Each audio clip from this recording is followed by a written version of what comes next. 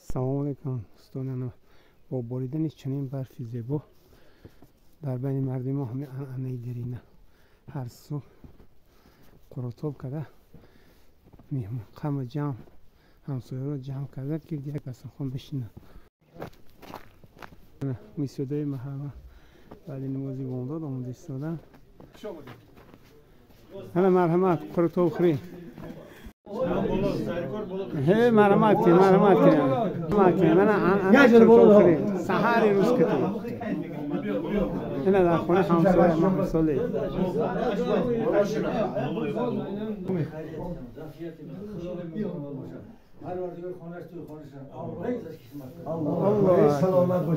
اینا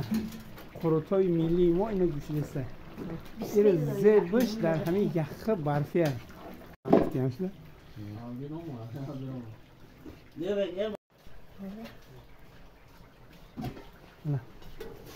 گرم هوا شدی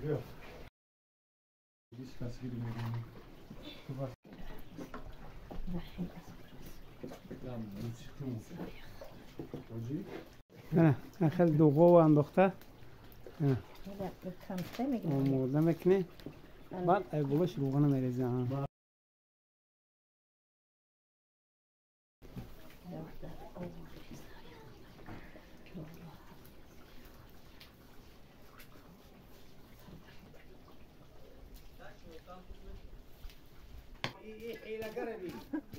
مرحمت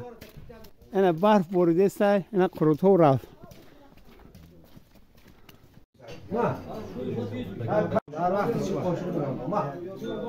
بگی بالا من یه دو دیگه بیا بچه بگی دست توزق تیرو رسم خوبی تاجیکان رو خوب میکنی ای باقی هم دیگه آمین خدای مهربان فرشته پرده